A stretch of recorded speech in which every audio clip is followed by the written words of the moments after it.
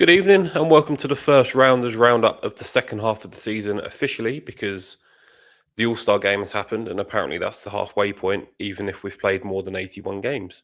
Anyway, I'm Gaz. Welcome to a Brit Does Baseball Does podcast. I'm joined, as most of the time I am, by Cal. Cal, how have you enjoyed our little break away from the podcast? It's been nice. I got another year older, and the Giants didn't. That's the cool part about my birthday is that the Giants don't have to get to ruin it for me. My birthday's always in the All-Star break, so I get a relief from Giants baseball, and I can enjoy it properly. It was nice. I think the most underrated thing about the All-Star game is it's just long enough for you to forget. Like you get a break from your team, and it's just short enough for when you actually start missing it a little bit. It's like, oh, baseball's back tonight. So it's great. Yeah, smashing. I mean, the Giants don't play in UK time till like 3 a.m. on Saturday. So it's nice. It's a prolonged break that I feel like I needed. An even longer break. It's great. Yeah, we've had a little break from the podcast. Cal's had a birthday. I was in Prague enjoying duck pancakes, sauerkraut, and very cheap beer. Yes, it's great over there. If you've not been before, it's great. I've not. I've heard only positive thing. Also, fucking huge into their baseball, aren't they? The Czech team usually does. Baseball. Yeah, I'd like to say I was on assignment interviewing the team, but realistically, I was sitting along the Danube drinking beer. Was it the Czech guy who's like a fucking electrical engineer who struck out Atani? Fuck yeah, dude! That's remains to be my favorite story of the season. Maybe I should have actually tried to interview him, but anyway, what do I care? He had smoke alarms to fit and stuff. He was busy. It's okay. Anyway, this is been about a week and a bit since we've been on. Even 10, I think it's been 10 days since we last recorded. So that's actually a fair bit of stuff has happened. Luckily, half of that has been All-Star and Home Run Derby related, and that's going to be the crux of the episode. But we do have a few smaller, minor stories that we're going to pick up just before we get into the meat and bones. First one, big one for British baseball. Harry Ford, long-time catching prospect for the Mariners, was traded for a left-arm reliever in the off-season to the Nationals. The Nationals are promoting him, so he'll be making his MLB debut after the break, which is, I believe, this weekend sometime. Yeah, so, Harry Ford, shout out to you. Well done for making it. Someone who I think is British as opposed to someone who lived in Britain a bit. I'm not sure. I'll fact check it. But either way, it's cool to see. This is the second person this year with sort of British lineage that made their MLB debut behind Gabriel Rincones Jr. for the Philadelphia Phillies, who is actually he was born in Scotland. So, one of your guys, Cal. Sounds it. Yeah. Traditional Scottish name. But yeah, so Harry Ford is making his debut. We're not entirely sure when. We'll keep an eye out for the game. But yeah, quite a big moment for British baseball, I think. I think this has been a long time coming. It's huge. And it's a bit of a shame that this was the first I've heard of it. I feel like, maybe a few of the clubs around the country should have a little bit of a get-together on whatever night it is and kind of put the national games on and have a barbecue in the heat wave. Cheer on Harry Ford. I think it's really cool. We should be making a slightly bigger deal of it than we are. Yeah, it's the first I saw of it, but when I was sort of doing my weekly research that I'm legally obligated to do for absolutely no reason, I saw that Harry Ford was getting promoted, and it's just a nice story. It's another, it's British baseball growing. It's fantastic. Got a cup. We've got, unfortunately, with all the good news, we've got a bit of bad news. Brad Keller, a dominant reliever for the Cubs last year. This is the only reason I'm bringing it up because I know the player. Signed a 2-year, $22 million deal, $22 million deal, $22 million deal. Sorry, with the Philadelphia Phillies. That's a lot of alliteration there. Yeah, he's torn his UCL in his elbow. Likely ending for the season, potentially most of next season if it's completely bad. It's a shame because he sort of came into relevancy last year with the Cubs on a bounce back deal, got paid, which he deserved, and his season's being curtailed. I don't like it when the guys fight their way back to the big leagues, make an impact, they get the payday, and then he's gonna be missing for 75% of it. It's just heartbreaking. Yeah, if you do your Champions League, then things are not really great. And this is part of the, I think, part of the problem with baseball, with how often significant injuries occur. Mm. I don't know. That's a conversation for another time about player care and things like that. And are we trying to push the limits of the human body slightly too far, to the point where Tarek Scribbles got bits of his elbow floating around in his elbow? It's Probably. yeah. I don't know. I'm big into player care, and seeing stuff like this is sad. I don't like it. Yeah, it's the only one negative news story. Well, we might have another one depending on how you feel about Philadelphia's crowd for the All Star Game and Home Run Derby, but it's our only negative news story. Our last one, I'm not sure how much of this guy you would have caught because he doesn't play for the San Francisco Giants, Sure. but Cincinnati Reds starter Chase Burns has agreed a 7-year, $105 million deal. There's no deferred income. There's no buyout options, player options. He's 23 years old. It will begin in 2027 and end in 2033. It will take him up to when he's about 30, 31. Again, the only reason why this has made the news is NL Central related. So I've got a little bit of a vested interest being a Cubs fan, but also I've seen Chase Burns pitch, and I'd say you're talking Paul Skeens and Jacob Mizorowski. Let's say they're the creme de la creme. He's not too far behind them. Him and Hunter Green really make a nice 1-2. Oh, wow. Okay. In which case, congratulations. Just one congratulation. Congratulations, Chase Burn. Go get paid, bro. Yeah, That's a nice length deal as well, because at 30, 31, he's still going to be able to go get a 3-4 year extension after that, hopefully. Yeah, he's got a 2.54 ERA and 118 strikeouts and 102 innings pitched. Now, if anyone's got more strikeouts than innings pitched, you know that they're an animal. Yeah, that's very, very good. Wow. Okay, fantastic. I think it's cool of the Reds to give him that money slightly earlier on as well. Give him like a legitimate deal and not like a slightly backhanded, you're younger, so we're not going to give you quite as much money as you're ultimately worth. I like it. That's a good news story. I'm glad that I learned that today. Thank you. Yeah, we had two good news stories and one bad one. So I feel like we're karmically aligned with the world. Hell yeah. Our chakras are fucking parallel, bro. Speaking of chakras, the Philadelphia Philly fan base were treated this week. Oh my god, I fucking nailed that. Sorry. That was a lot of alliteration, a lot of PH. So much. We should probably edit this bit out, but dude, I'm so proud of you. That was sick. Well, I'm not editing this out. Fuck that. The Philadelphia fan base were treated to it's All-Star Week. 2026 All-Star Game hosted at Citizens Bank Park, and we're back. Citizens Bank Park in Philadelphia. As you all know by now, you have the Home Run Derby, and then you have the All-Star Game the day after. A quick comment on the crowd before we sort of get into what happened in the Home Run Derby and the All-Star Game. There was a lot of booing in Philadelphia. Sure. For everyone bar Bryce Harper and Kyle Schwarber being the Philadelphia Phillies players. What did you think of the crowd, the atmosphere from the last couple of days? I'm not surprised at all. I think part of it is almost like it's almost a bit that they're all doing. It's, I'm not the biggest fan of the Philly crowds in general through kind of the Eagles in the NFL and stuff, and seeing some stuff online from there. I'll point you guys in the direction of Dylan as Dragon. Again, he speaks about the Phillies fans.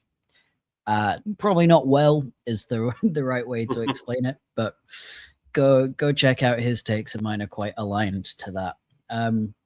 I'm not surprised. They're not welcoming sports fans. They're the closest things. It's the closest like fan relation to the sports teams, I think, than we have in the UK to football. I think it's probably how the Phillies fans are a little bit. So it's not new, but it's weird in the context of the fucking All-Star game, dude. What do you do? Come on, man.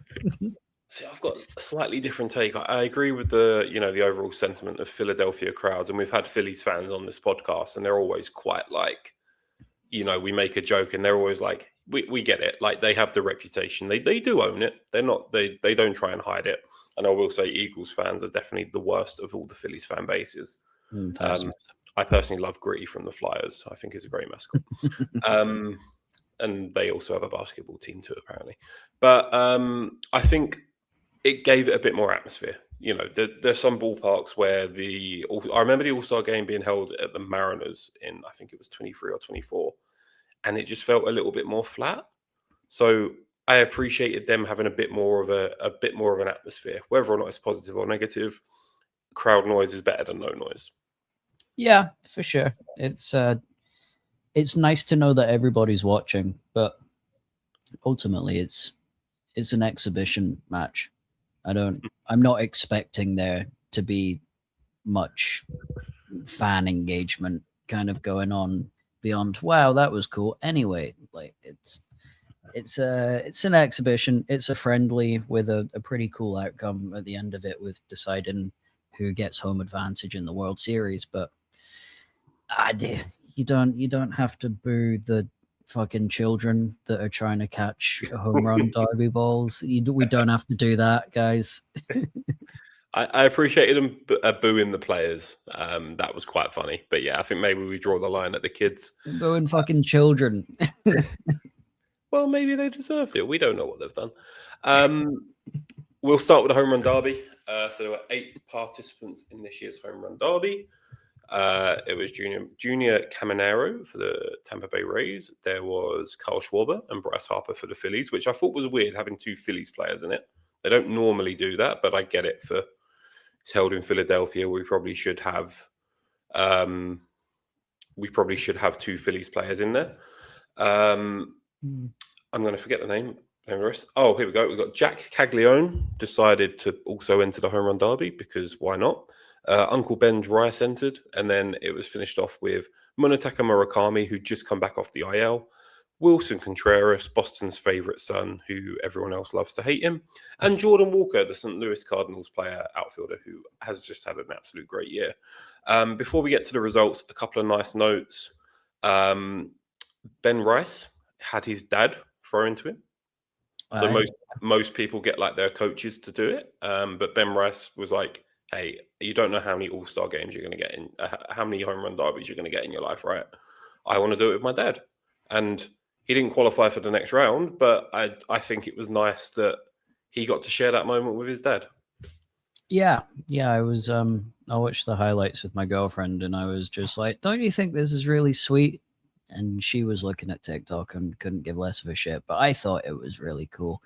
And I like the slightly different system of it being total swings rather than a minute and a half or whatever.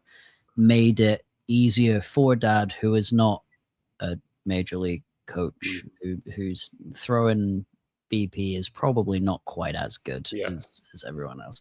So it takes a little bit of pressure off dad as well. So if Ben doesn't do as well, it's no one's gonna be like, well, it's dad's fault. It's fine. It's okay. He shouldn't have swung at it then. I'm glad you brought up kind of the swings versus time, because this was the first year with, I think they've been with they had like the clock going for the last few years at least since I've been watching baseball. So it's now at least since 2023, if not before. This was the first year they went back to like a swing count. So it wasn't even like number of pitches. It was 20 swings, take as long as you want, and just go out there and enjoy it. What did you think of the swing? What did you think about the new revamped version of it versus the pitch clock? I think it's cool. I didn't watch it live because it would have started at like 2:30 in the morning or something UK on time. Netflix as well. Fantastic! What a great streaming service. Sponsor us, please. I only saw the highlights, so I didn't notice a big difference. But it did seem to me like the later on in the rounds that it went, at the end of it, the guys in the final looked relatively fresh. You know, they weren't absolutely knackered. And so it made what happened. Oh, I'm trying to talk about it without spoiling it. It made how it ended possible because he still had the energy in the tank, right? Yeah. Which, if he was, caning himself for, it sounds silly, but a minute and a half plus the 30 seconds bonus time if you hit it 440 feet twice. I thought it was really cool. I preferred it. I think take a little bit more time. That's fine. I think you had different approaches from what I've seen. You had like most of the players took like 7 minutes to get through their 20 swings because they're not swinging at everything. Apart from, I think it was Jack Caglione who just swings at anything that moves. So it took him 3 minutes just because it's just like, you know what, I'm just going to swing out. Why not? The results from the first round. So the way it worked, you had 8 participants. The top 4 that hit the most home runs out of the 20 swings moved on to the semi-finals, and then it was straight knockout from there. The top 4 were Wilson Contreras and Jordan Walker, both got 13. Junior Caminero got 12, and Carl Schwarber got 10. So those 4 moved on to the semi-finals. This was where the booing really intensified because you had Wilson Contreras, who everyone hates anyway, going up against Carl Schwarber in the first semi-final. Wilson Contreras, I think, came out and said like he actually loves all the negative energy. Like he was just laughing along with it. He was playing up to it, which again I quite enjoyed. That finished. Carl Schwarber beat Wilson Contreras 9-8. In the other semi-final, bit of a low-scoring one. Jordan Walker took on Junior Caminero, and Jordan Walker won 6-5. So the final is set. We have Carl Schwarber, the hometown hero or the home player hero. I don't think he's from Philadelphia, versus Jordan Walker, long vaunted prospect for the Cardinals. First year of him really putting it together. And we have our final. And I have to say it was a really, really good final. Do you want to? I'll let you tell us how it ends because you've alluded to it already. I don't remember the exact score of the final. I can give you the score once we get there. So Carl Schwarber goes first, and he hits 11 home runs. And it's fantastic. That's a lot of home runs. Well done, Kyle. Everyone's having a great time. Jordan Walker goes, okay, my turn. And so the way it, rather than bonus time, if you hit a home run in your last ball, then you were allowed to have another swing. So keep going. It got to, I don't know what it was. I read this. So he was down by 6. He was down by 6 home runs with 3 swings to go. Okay, so he needed 6 to win, and with his last 6 swings, hit a home run each time and won. And it was fucking crazy. If you haven't seen the videos, please go and watch just the highlights of it. It really is quite incredible stuff. He just didn't stop crushing it. It was a bit silly. What made it good? So he won 12-11, and it was 6 consecutive, like last chance saloon home runs. He's the first St. Louis Cardinals player to ever win the home run derby, which you've had players like Albert Pujols who've competed a few times in it, and Yadier Molina, but I don't know if Molina good for that. But yeah, Goldschmidt as well. Yeah, I was shocked. He's the first Cardinals player to win it, which is great. Good for him. Good for the franchise. He wore his cap backwards. Fuck it, you can do what you want. It's a home run derby. Yeah, but not many players were wearing their hats backwards. So he did it. And what I thought was funny was Ollie Marmol, who's the Cardinals coach, was also wearing his hat backwards in solidarity. Yeah. And yeah, like it's just the last chance saloon, chips on the table. Like it's all a bit of fun, isn't it? It is. To win it on that style, testament to, I'll give MLB props. I really liked the revamped competition. I really liked, you get one on your last swing, keep going until you fail. I think it's better for player welfare. I think the crowd were really into it. Some of the players, was there an argument that was like, did we have like a Jazz Chisholm Jr. level of should that guy have really been in there? What you need to remember is quite a few players didn't participate at this year's All-Star game, which we'll get into. So I think the players that were there, I mean, I wouldn't have thought Wilson Contreras would be a home run hitter. Bryce Harper as well, Jordan Walker, I get Murakami, absolutely, Caminero, Schwarber. Ben Rice, but it was nice to see a few new players in there. Names that might become household names in the next couple of years. Yeah, I think of all of the all-star activities across the top four leagues of American sports, I'd think that the home run derby is the best of all of them. It's just the most fun. Mm. I wish there was more. I wish it was bigger. I wish that every team had a player kind of enter it, and it was a whole day kind of thing. And I wish there was more of a prize because they get like a trophy and stuff, and that's great for them or whatever. But like, I don't know. I think it would be cool if there was a little bit more at stake for the winner. Yeah, it's like they get a trophy. I think they get a bonus. I think his win bonus for the home run derby was more than what he's earning this year because he's on I think it's $1 million and he's on like 800K league minimum. Hell yeah, which is fantastic. But Mm. also, I don't know. I don't know if it sounds silly, but like Juan Soto isn't going to try his best for $1 million when he's earning 560 of them. I don't know. I don't know what it is. Maybe they do it for charity. Maybe they play harder if all of the money was designated to charity in their name or whatever. I don't know. But it'd be cool to expand it even more to make it more than just like an evening. Mm. No, I agree.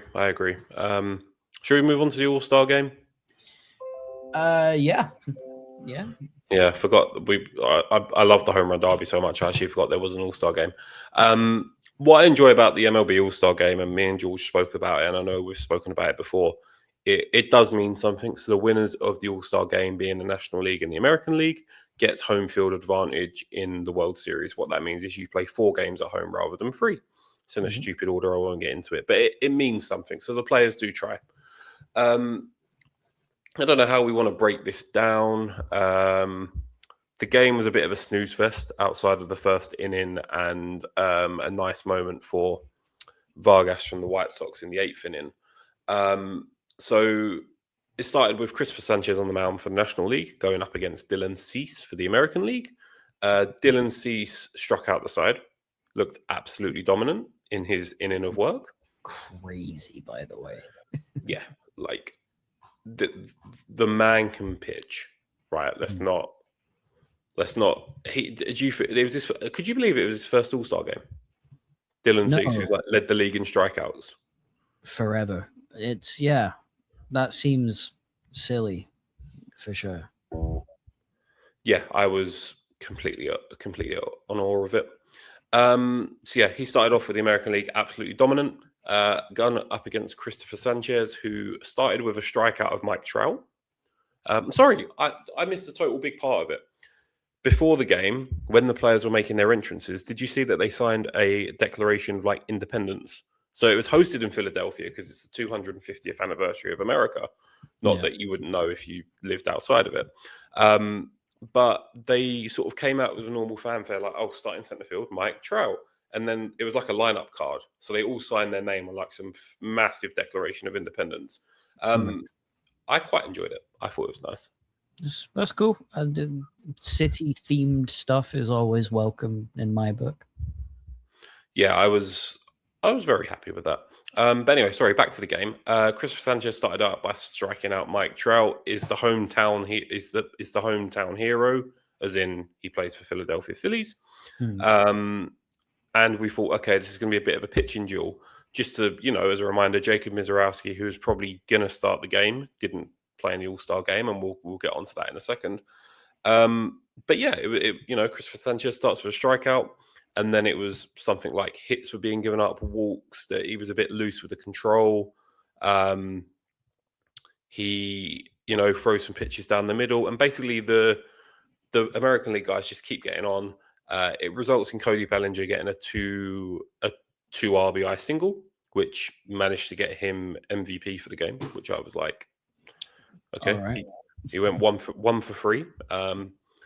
We'll get on to who I think maybe should have been the MVP a little bit later. And that was basically all the scoring up until the 8th inning. We had various different pitches come in. The American League were keeping it scoreless. The National League matched their energy. A few other notable things happened. Riley O'Brien for the St. Louis Cardinals hit Junior Caminero in the hand. So he had to actually come out of the game. I think this was in the third inning. Yeah. It just goes to show that the players are trying, and obviously O'Brien didn't mean to hit him, to the best of our knowledge. But it was a bit of a scary moment, and it was like, yeah, it's an exhibition game, but stuff can happen, and it's nice to see the players are trying. Did you see this one? I think it just hit him like square on the hand, didn't it?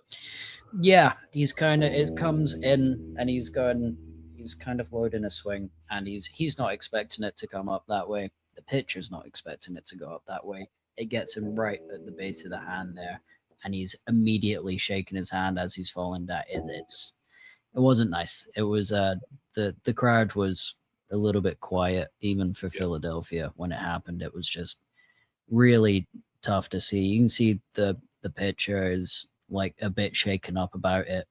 He's like, "Fuck, I'm so sorry." Shit. And then just has to carry up. You can't like take him out, really. Yeah. And so he just has to keep pitching, just guilty.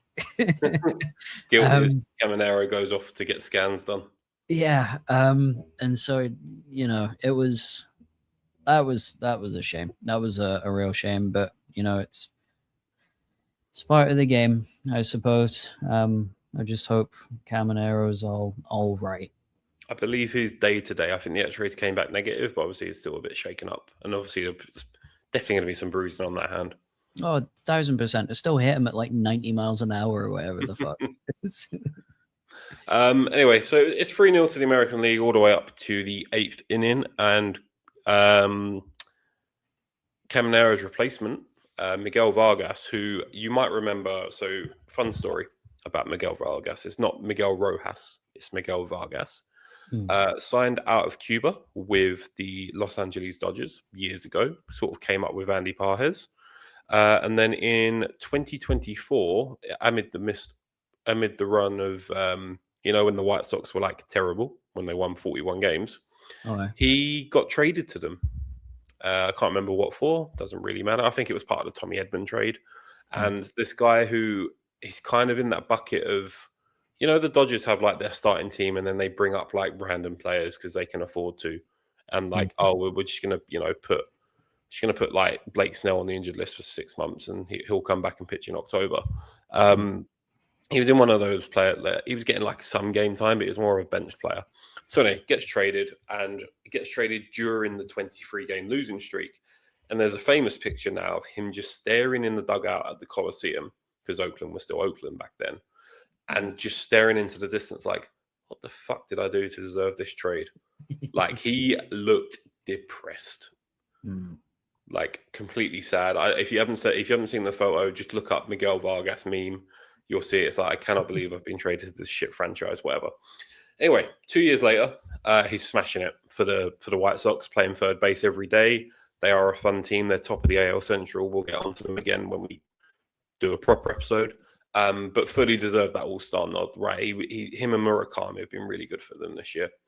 Come to the 8th inning, and Justin Robleski, who people were like, I think he was a late replacement for the All-Star game for the Dodgers. Everyone's like, oh, we should have deserved it, blah, blah, blah, whatever.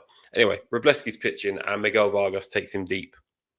Like, longest home run of the day, longest home run of his career. Such a good moment. And rounds the bases. Andy Pages, who he's grown up with in the Dodgers system, is obviously on the bench for the National League, like, admiring it. Dave Roberts is there as the manager. A bit of like an FU to all of them, even though I'm sure it's not like they went back-to-back World Series or anything since then. But yeah, I just thought it was a nice moment. And for me, because of that whole story against Robleski, a Dodgers pitcher, that for me, he should have been the MVP for that moment. Yeah, probably. I mean, the MVP of the All-Star game doesn't really mean any, like, everyone's getting subbed out. You're playing 3 innings and whatever. Give it to him. Man, just give him the little trophy that says player of the match. Why not? But instead it goes to someone who hit a squib. It wasn't a squib single, but it wasn't a good single. to get 2 RBIs in. I don't know. I'd have maybe given it to the one guy that scored a home run across both teams. Probably. Imagine if Luis Arias actually played. They would have been like, he's the king of all baseball if that's all it takes to get player of the match. He did play. Did he actually get an at bat? I believe he struck out. Yeah. Impossible. He doesn't do that. Didn't happen. I don't believe it. False narrative.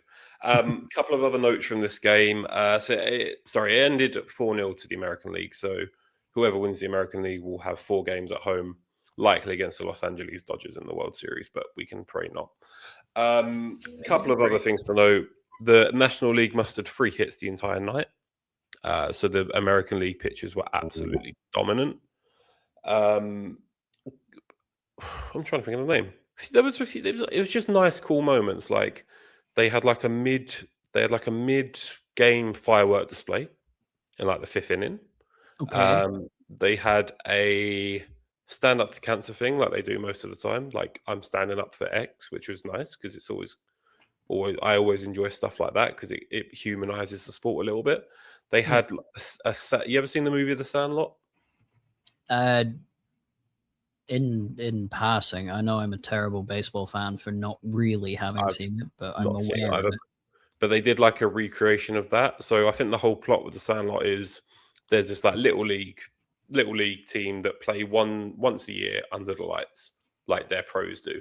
So you had like it was like obviously all staged, but you had like little kids on the field with baseball players doing stuff. So Bobby Witt Jr. was on the field with a kid going through baseball cards because Bobby Witt's a baseball card collector.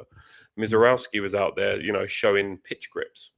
I think right like to this like 10-year-old kid, which was again quite cool. Yamamoto didn't pitch, but he was out there, I don't know, doing something.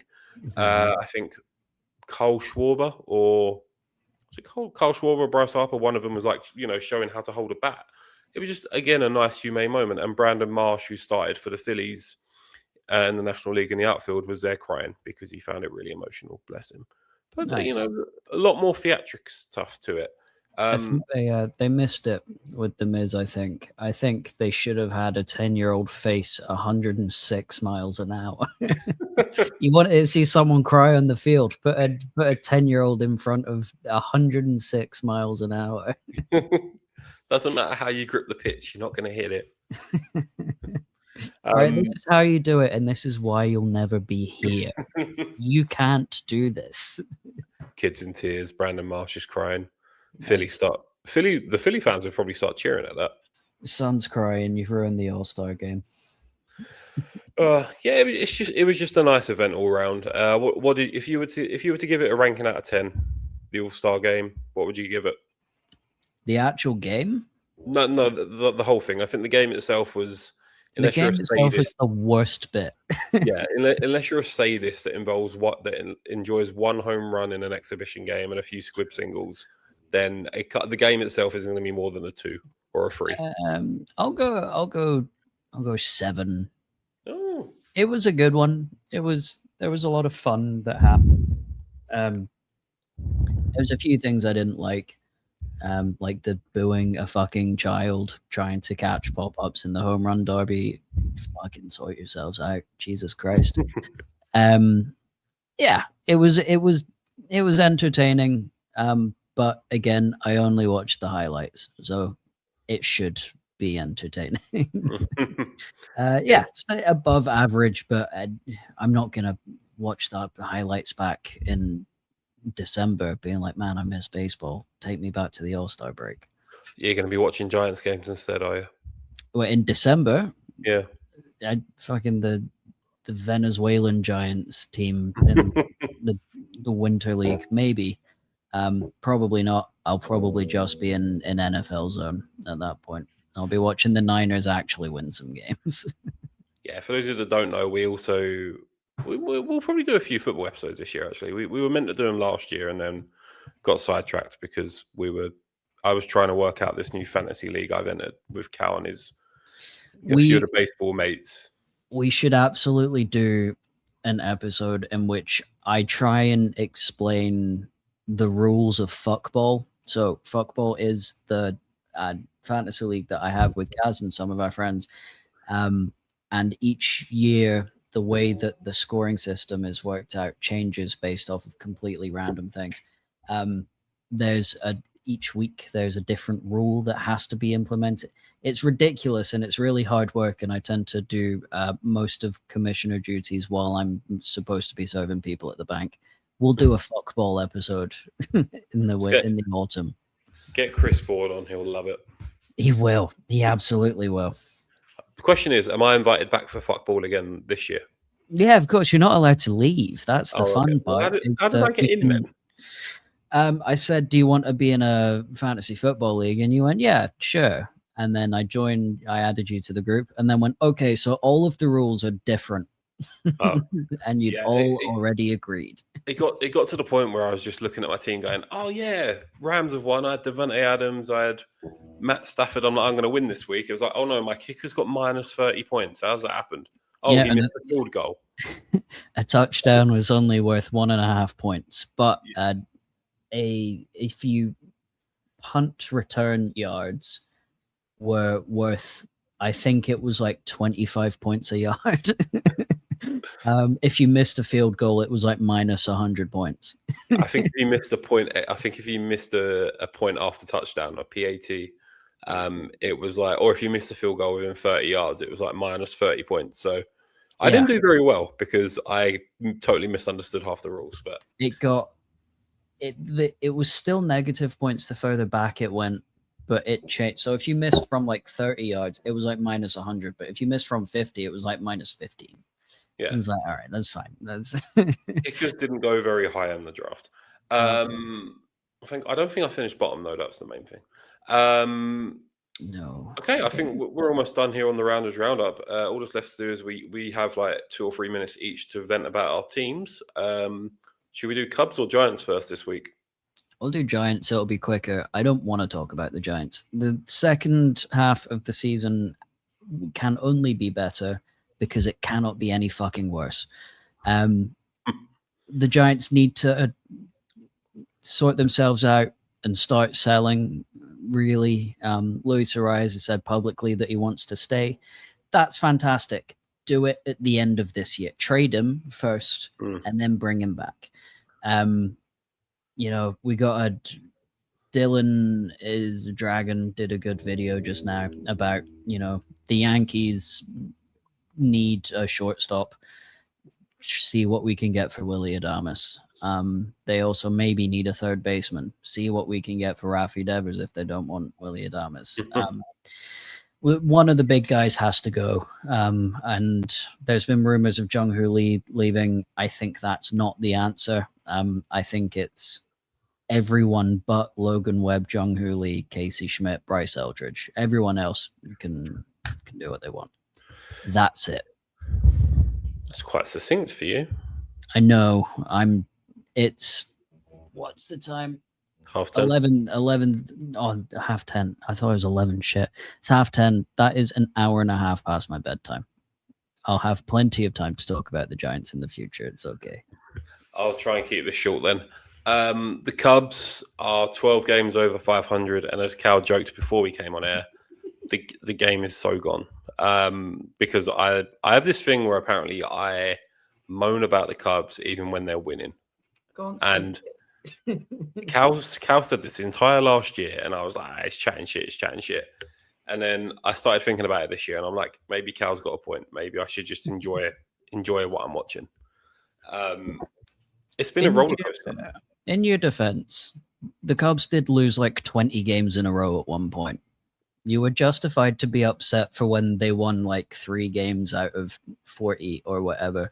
But it's how now all of a sudden you're 12 games over 500. I don't get how the Cubs happen.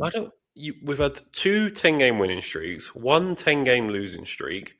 We've had a period where we went 3-19. We had the worst record in May, like just as a month, and then the best record in June. It just doesn't compute with my little mind. I think Pete Crow Armstrong got all of the bad vibes out when he was really rude to that lady. And since then, all of the negative energy left when it left his mouth, and now it's just been good vibes since then. Yeah, I don't hate that as a reason. PCA is, if it wasn't for that fucking two-way unicorn Dodger wanker, he could be in a shout with them. He would be in a shout with MVP. He's got the highest amount of WAR for a position player in the National League. But unfortunately, because Otani's got pitching WAR, he's like 2 ahead of him. Yeah, I saw some. Sorry to take it back to the All-Star game quickly. There was a like video I saw on Instagram that was quite interesting, where they asked MLB players what they thought the best metric to measure how good a player is. And of the like 15 that they asked, like 11 of them said OPS. I'm guessing they were all bat first players. There was a couple pitchers in there, I think. Okay. But I think the pitchers were thinking about fielders. Because otherwise it's pretty easy. What's his ERA? Yeah, they OPS, don't they, the position players? Yeah, that works. Logan Webb nodding to Luis Arroyo, saying, "Yeah, you're really good at OPS, aren't you?" Probably no idea, but that I thought it was interesting that that's how major league players. That's what they think is the most important one. So it was interesting. It's not a bad shout because WAR. What is it good for? I make that joke every time. It's good for shit. It's a good joke, though. I like it. WAR, what is it good for? Absolutely nothing apart from ranking baseball players. Yeah, I think they value defensive like capabilities a lot more with WAR. But anyway, I think at the point we're talking about stats is probably where we should call it. Sure.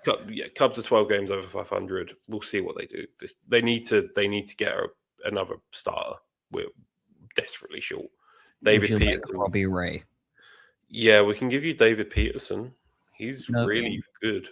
No, thank you. I would like Kevin Alcantara. I think that's fair. Hell yeah. We've done this trade 6 times now. Yeah. They're not. Jed Hoyer ain't returning my calls. So. Sorry, Buster Posey has me blocked. Apparently something about harassing him for 7 years or whatever. Oh, Gerald. Anyway, all that's left to say is I've been Gaz, Cal's been Cal. Buster Posey, please unblock him. I love him. You've been fantastic. We'll catch you on the next episode of A Rounder's Roundup. Thank you and goodbye.